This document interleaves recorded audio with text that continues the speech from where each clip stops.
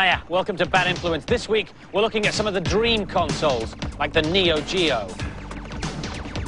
Our main review this week is Super Mario All-Stars on the SNES. And I'll be reporting from the best special effects company in the world, creators of these guys. Amongst all my fan mail this week, I've discovered a poem by A.T. Sanderson of Glasgow. There once was a guy called Nam, who was a little spam. He never knew until he grew, which made him a bigger spam. What a marvellous poem. Thus inspired, I've decided to do today's first cheat entirely in verse. The first cheat that I'm going to do is for the Amiga game Street Fighter 2. Put your cursor over Blanca, then type in patience as a prank. Then select your favourite fighter and play the game until your energy's lighter. To top it up, just press F10. You'll never lose, even against Ken. Well, there it is, my first rhyming cheat. I think you'll agree I never missed a beat. Keep watching, because I'll be back with more exciting cheats from my shack. Namrud, what a dude. You've seen the film, you've worn the book, you've read the T-shirt, and you have eaten the game. And if you're not sick of Jurassic Park and dinosaurs by now, you will be by the end of the programme. This is the CD-ROM Dinosaurs, which runs on the PC. It's based on several books, but as well as words and pictures, you get sounds and animations as well. You can start at the beginning, like a book, or dip in where you like, and that's what I've done. I've gone to the basics. What is a dinosaur? Let's find out. Dinosaurs were amazing creatures that lived during the Okay, this is where it's got it over a book, because I can't say that word, so I can click it. It'll get me more information about that strange word. Here, it tells you what it is, but best of all, it'll also tell you how to pronounce it. Mesozoic era. Mesozoic era. And now I won't embarrass myself in front of dinosaur experts.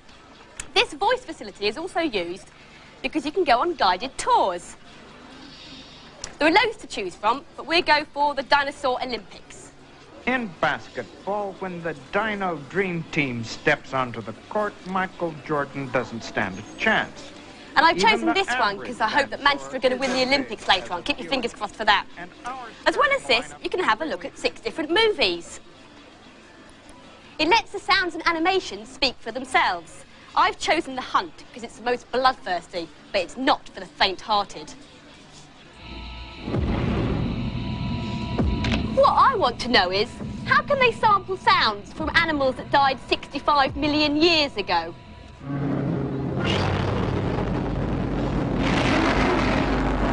Your chips go down a treat, that, wouldn't it? Super Mario All-Stars is a combination of 4 classic Mario games which first appeared on the NES. They've been given a bit of spit and polish to bring them up to 16-bit standard and include the lost levels of Super Mario Brothers. Here's Alex finding his way around. If you're a Mario fan, then this one's really going to be for you. What they've done is they've reworked the graphics and the sound. Now, I don't think this uses all the SNES's capabilities, but that shouldn't worry you, as all the gameplay's still there. This is Super Mario Bros. 1. It was first released in 1987, and this set the standard for all the rest of the platform games. What I'm doing in here, I'm little Mario running along, got to do all the same things, leap on the turtles, knock them into the brown walking mushrooms, and if I look around I can find mushrooms, they turn me into Big Mario.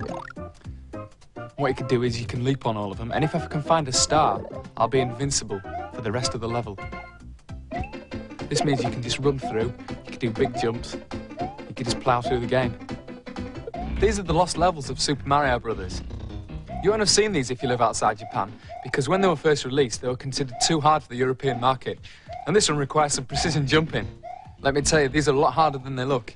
You've got to leap over these green things, but they're always getting you. Oh, they got me. With these 4 separate games included, I think that makes it great value. Even if you've already got Super Mario World, I think this complements it nicely. I will consider buying it, but only because it's got the 4 games in one. When they were first released, the Mario games were good, but they're flogging them to death by re-releasing now dated games.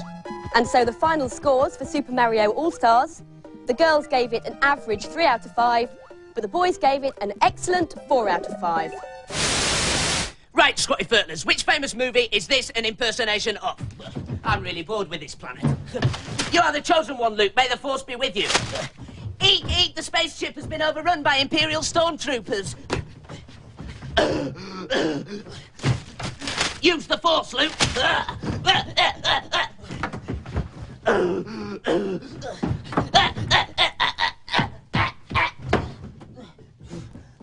Of course, it was Raiders of the Lost Ark. And here's a cheat for Super Raiders of the Lost Ark on the SNES. When you get to the Sandman's level, after the second set of caves, you come to a straight piece of ground like this. All you have to do is fall off the cliff and press left, and you'll find an extra set of 9 lives. And you can come back to this spot as many times as you like. Right, time for my next movie impression. Eek, eek, all the dinosaurs have escaped. Ockeye the new haggis. I'm really sorry I built this island and invented all them dinosaurs the new. They used to say that a camera never lies. Today, especially in movies, it lies all the time. And the best people in the world at making it lie aren't in Hollywood. They're based here, just north of San Francisco, at a special effects company called Industrial Light and Magic. The latest blockbuster to feature their handiwork is Jurassic Park. Keep absolutely still. The job of the special effects wizards is to produce scenes and characters that can't exist in real life. And let's face it, there aren't that many Tyrannosaurus Rexes around nowadays, even in California. Turn the light off, turn the light off. And this is where the magic starts, the art department. It's here that a director's rough ideas are turned into so-called concept drawings. The ILM artists have worked on all the most successful movies of the past few years, and they keep everything. This is a T2 book, and these are just some real rough illustrations that director Jim Cameron sent to us. You can kind of tell what it is, but just barely. And then our art director starts drawing based on that. So here's one of his, but you can see it's still a mood drawing. It's still something that's just trying to define colors and a feeling. The T1000 didn't look like that in the picture. It was silver too. This is exactly. And then we move on to something that's more finished. It's still a mood piece, but it's sort of a final concept drawing. The artists also produced concept pictures for hardware. Recognize this? It's an early version of the Death Star from Star Wars. And once the concept gets agreed by the director, the model shop gets to work. And the model has to be made in incredible detail so that when they're projected on a giant cinema screen, they look real.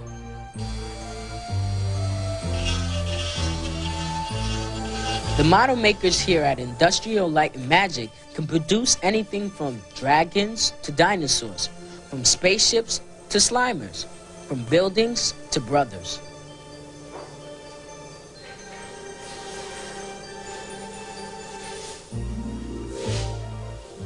All special effects involve combining 2 or more images.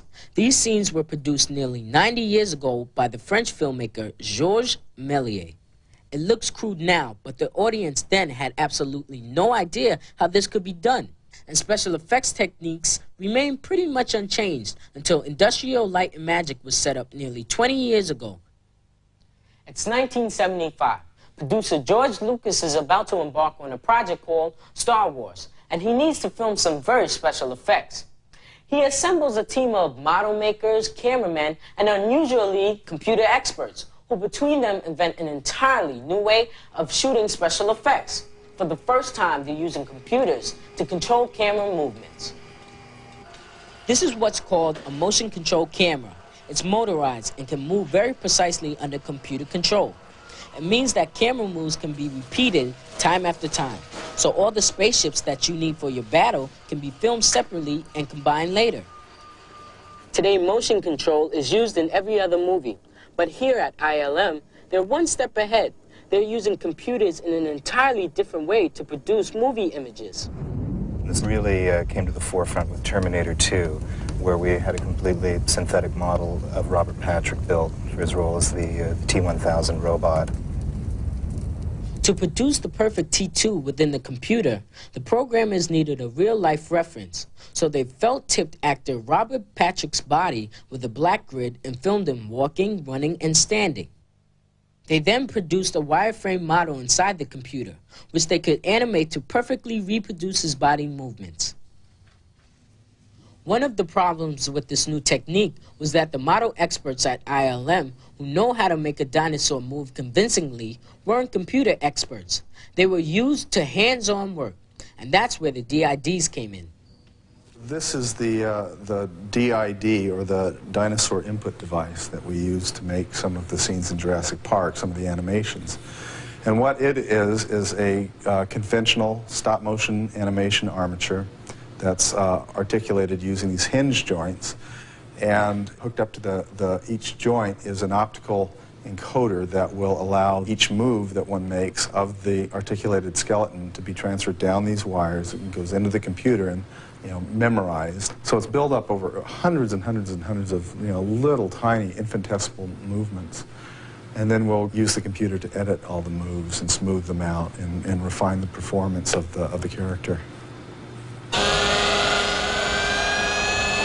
One thing's for sure, in the movies at least, you just can't believe your eyes. Oh, and a competition to finish with. From which movie is this the last scene? Amazing stuff, eh? In the movie, the special effects wizards filled in the blank spaces with real-life actors and vehicles. So, in the film, they were real, but that wasn't. But what film was it? Well, here's another clue. It was on telly last week. Oh, and it starred Bruce Willis. Prize details at the end of the programme, but now it's time for this week's news and previews. Here's a red-hot new game for the Amiga and PC, Inferno. You can visit 7 planets and 3 moons, viewing them from deep space or interacting close-up in great detail. Look out for it in early '94. There are 2 new stylish joysticks for the Mega Drive and the SNES. Both Mega Master sticks feature arcade-style buttons and slow motion, auto fire, turbo speed and volume control. The most eagerly awaited game for software-hungry Mega CD fans is Sylpheed. The game features massive polygon-based background sprites like those seen in Starwind. They rotate and change in size as they shoot towards you. Sylpheed hits the shops in November. And now for some more games reviews. In Dr. Franken 2 on the Game Boy, poor old Frankie's having a bit of bother with the electricity board. He's run up a huge bill and he can't pay it, so the search is on to find Dr. Frankenbone's lolly. Here's Amanda. This is a very big maze game, but it's also a shoot-em-up as well. Here you can see the bailiff. He's knocking at the door frantically, but he can't get me, so I've got to find the key so I can shoot out the back door. This game's slightly different to the first game, as there are several different worlds. Here I am in the forest. Every time you come back to the forest, it may be slightly different, like there may be coins in the trees, or there might be people sat down below. Here's an old man. He doesn't do anything, so you just go past him. This is a really good game if you like puzzles, and I think it'll keep you interested for quite some time. This is a great improvement on the first one. It's got faster and slicker graphics. I think this is a great game for the Game Boy. At first I found this game quite interesting, but I wasn't sure where I was going. I looked at the demonstration and that helped me where I was supposed to go. And the scores for Dr. Franken 2, the girls liked it and gave it 4 out of 5, but the boys disagreed. They only gave it an average score, 3 out of 5. Haunting, on the Mega Drive, is a spooky romp where Polterguy, who was sadly killed by the Sardini family, gets his own back by frightening them out of their wits and their house. Paul took on this ghostly task. Haunting, a new kind of game. In most games, you're a person trying to get rid of a ghost, but in this game, you're the ghost trying to get rid of the person. You start off the game in the cellar having to collect the green ectogunge, which helps you go up to the next part of the level. There's a red spell. I can use that later in the game. This is the map. It shows me where the people are and which rooms they're in. Here's the little boy. I can do one of 2 things to him. I can either cast a spell or jump into something. I'm going to jump into this cupboard. I've come out as a ghost. Different objects do different things. And this is quite a good one, because the boy's quite scared. In the bottom right corner, his face will come up. And the more he gets terrified, the more guns you'll give me when he runs out of the room. It's a great game, but you have to give it a while to get into it. The only problem with it is a bit too easy. It's a nice idea, and the screen is 3D, but everything else about the game is very basic.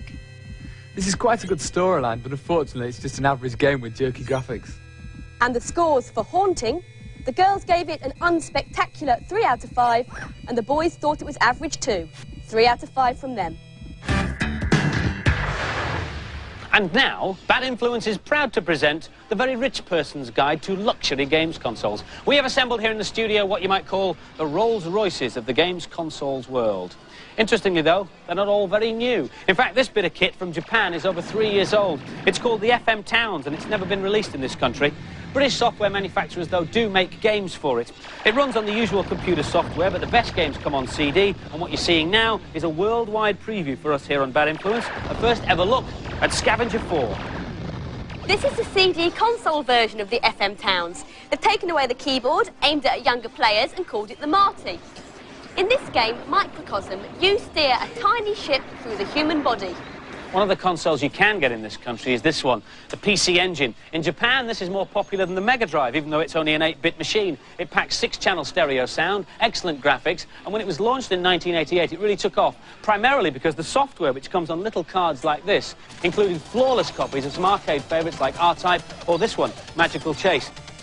In Japan, there are no less than 8 different versions of the PC Engine in various shapes and sizes. This is a top-of-the-range model, the PC Engine Turbo Duo. Software comes on CD-ROM as well as the usual cards. Let me just get that out. I'll show you something else, because this is the PC Engine GT. It's a colour portable version. It shares many of the same features as its big brother, including using the same cards, which makes it the only portable in the world on which you can play Street Fighter 2. At the top end of the scale is this, the Neo Geo, the most powerful games console in the universe. It's literally an arcade machine for your bedroom. Software includes all the arcade favourites. This has just been released and I've been playing it all day. It's called Viewpoint. Sadly, the Neo Geo is only available on import, but electrical shops and mail-order companies might be able to rent it for you.